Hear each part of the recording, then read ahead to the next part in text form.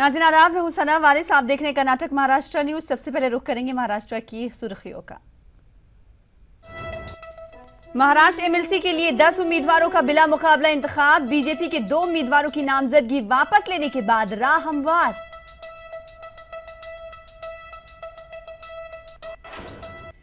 अकलियतों में हुकूमत की जन धन योजना जैसी स्कीमों के ताल्लुक से बेदारी मुहिम।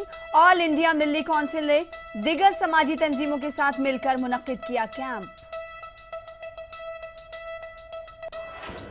और अकोला में पुलिस की मॉक ड्रिल के दौरान अलामती दहशतगर्द को पहनाया गया मुस्लिम लिबास। अकलियती तबके में नाराजगी। जन सत्याग्रह तंजीम की जानिब से जिला कलेक्टर को पेश किया गया मेमोरेंडम।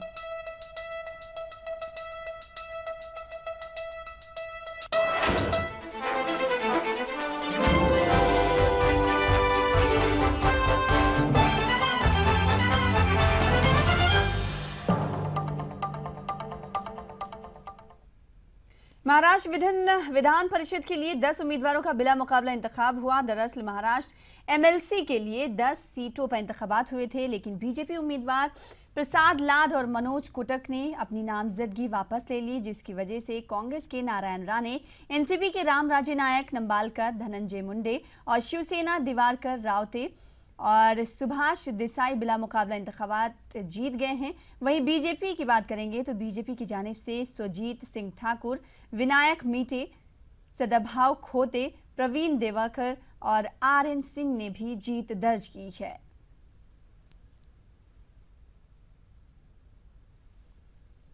मोदी हुकूमत की 2 साल मुकम्मल हो गए हैं। इसके बावजूद मुसलमानों में हुकूमत की फलाही स्कीमों के मुतालिक मालूमात की कमी पाई जा रही है। ऑल इंडिया मुस्लिम काउंसिल मुस्लिम अक्सरती इलाकों में मालूमाती कैंप के जरिए हुकूमत और मुसलमानों के बीच पैदा होने वाली दूरी को कम करने का काम कर रही है।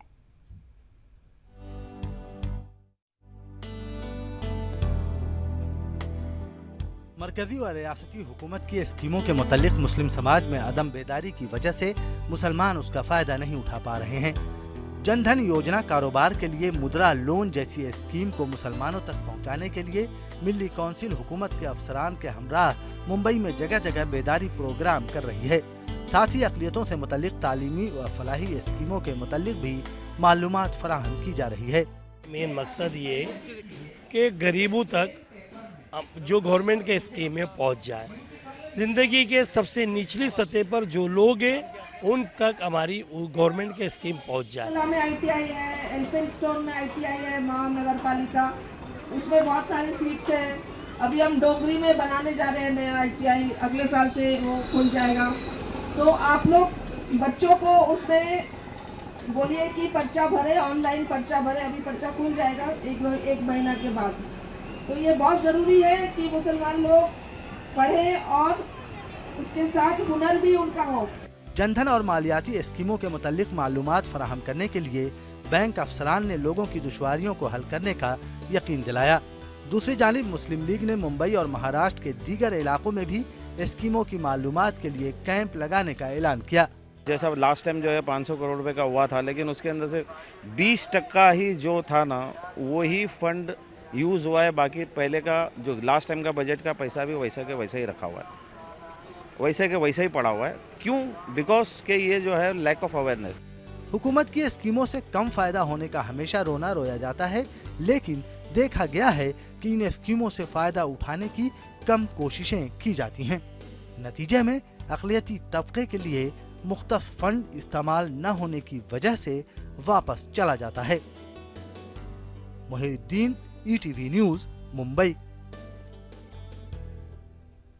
और अब खबर अकोला से है, जहां पुलिस की जानिब से मॉक ड्रिल के दौरान अलामती दहशतगर्द को मुसलमानों के लिबास में दिखाया गया, जिसके सबब शहर के अक़लियती तबके में तशवीश पाई जा रही है। इस ज़िम्न में जन सत्याग्रह तंजीम की जानिब से जिला कलेक्टर को एक मेमोरेंडम पेश किया गया और इस बात का मुतालबा किया गया कि महकमे पुलिस की जानिब से इस नापसंदीदा अमल के लिए माफ़ी मांगनी चाहिए। साथ ही अपील की गई कि मुस्तकबिल में इस बात का ख्याल रखा जाए कि अवाम के मजहबी जज्बात को मजरू ना किया जाए।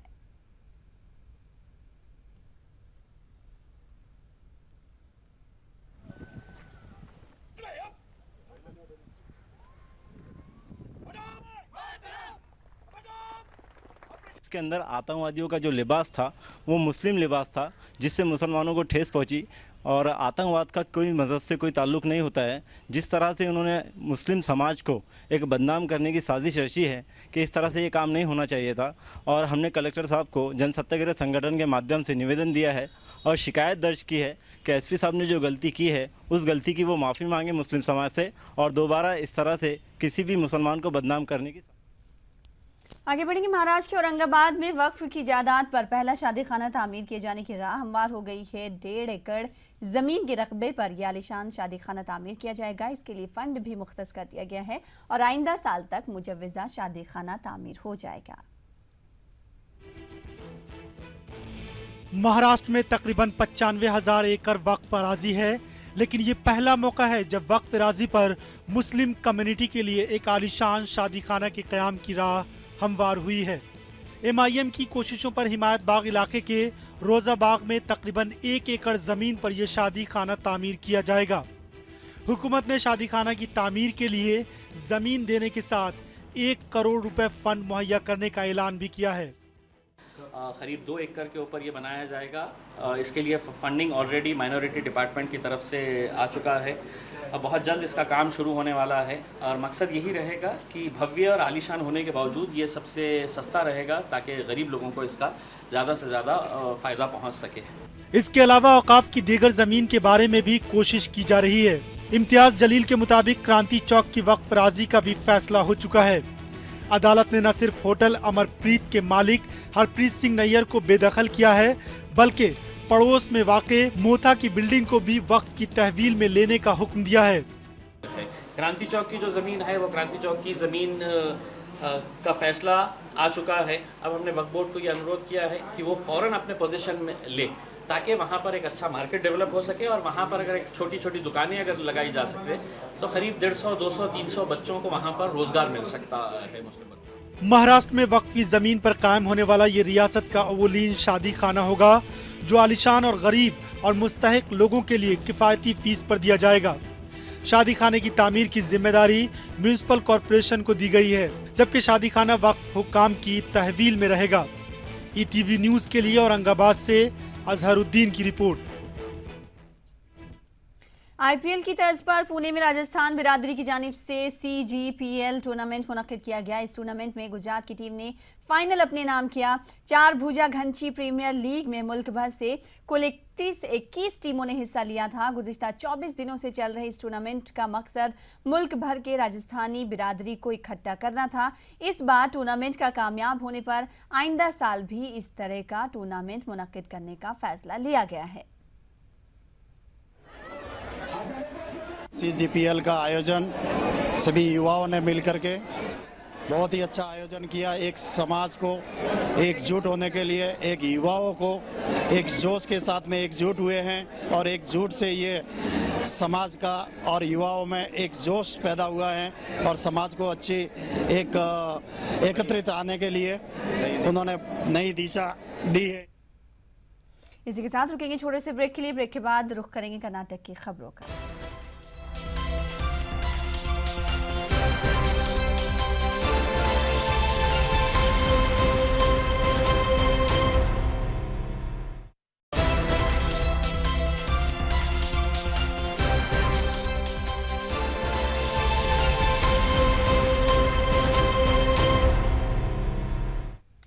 ब्रेक के बाद नजर डालेंगे कर्नाटक की सुर्खियों पर।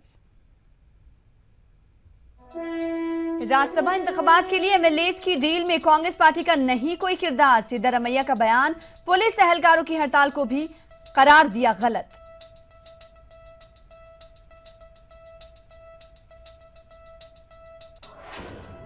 बेंगलुरु में अक़लियती कमीशन के वर्कशॉप में मुख्तलिफ अक़लियती तबकों ने रखे अपने अपने मसाइल। हुकूमत से मसाइल हल करने का मुतालबा।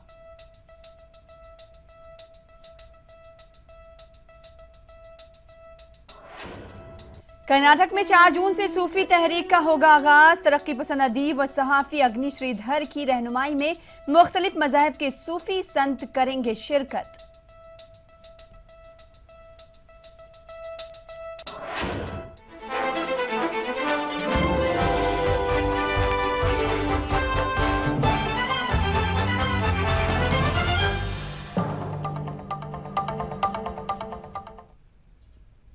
और अब खबरों की तफसील। वजीर आला सिद्धारमैया ने राज्यसभा इंतखाबात में वोट डालने के लिए MLAs की डील के मामले की वजाहत पेश करते हुए कहा कि इस मामले में कांग्रेस पार्टी का कोई किरदार नहीं है। चिकमंगलुरु जिले के नरसिम्हा राजापुर में मुख्तलिफ तरक्याती कामों का इफ्तिताह करने से कबल वजीर आला सिद्धारमैया ने पुलिस एहलकारों की हड़ताल के मुतालिक रद्द-ए-अमल जाहिर करते हुए वजीर आला सिद्धारमैया ने बताया कि पुलिस एहलकारों के मसले पर किसी ने हुकूमत के साथ तबादले ख्याल नहीं किया।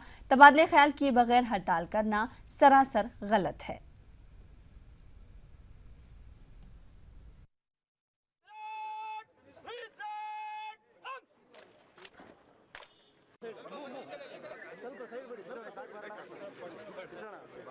ಪೊಲೀಸ್ ಸರ್ವಿಸ್ನಲ್ಲಿ ಇಲ್ಲದೆ ಇರೋರು ಕರೆ ಕೊಟ್ಟಿದ್ದದು, ಇನ್ಸ್ಟಿಗೇಟ್ ಮಾಡಿದ್ದದು ಶಶಿಧರ ಅಂತೇಳಿ. ಅವನು ಈಸ್ ಎ ಡಿಸ್ಮಿಸ್ಡ್ ಕಾನ್ಸ್ಟೇಬಲ್. ಆ ಡಿಸ್ಮಿಸ್ಡ್ ಕಾನ್ಸ್ಟೇಬಲ್ ಯಾವಲೋ 98ನಲ್ಲೋ 96ನಲ್ಲೋ ಡಿಸ್ಮಿಸ್ ಆಗಿದ್ದಾನೆ. ಅವನೊಂದು ಮಾನ್ಯತೆ ಇಲ್ಲದೆ ಇರ್ತಕ್ಕಂಥ ಸಂಘ ಮಾಡ್ಕೊಂಡಿದ್ದಾನೆ. ಅವನು ಪ್ರಚೋದನೆ ಮಾಡಿರೋದು ಸಿಪಾಯಿ ದಂಗೆ, ಸರ್ಕಾರ ಉರುಳಿಸ್ಬಿಡ್ತೀವಿ ಅಂಥೇಳಿ ಸರ್ಕಾರದ ವಿರುದ್ಧವಾಗಿ. कौमी अक़लियती कमीशन अक़लियतों के मसाइल को हुकूमतों के सामने पेश करेगी। बेंगलुरु में कौमी अक़लियती कमीशन के चेयरमैन नसीम अहमद ने कहा कि एक रोज़ा वर्कशॉप में मुख्तलिफ अक़लियती तबकों ने अपने अपने मसाइल पेश किए हैं। उनमें उर्दू, वक्फ और तालीमी मसाइल शामिल हैं। कौमी अक़लियती कमीशन रिपोर्ट की शक्ल में इन मसाइल को हुकूमत के सामने रखेगा। इस मौके पर कर्नाटक अक़लियती कमीशन के सदर बिल्किस बानो और दीगर मौजूद थे।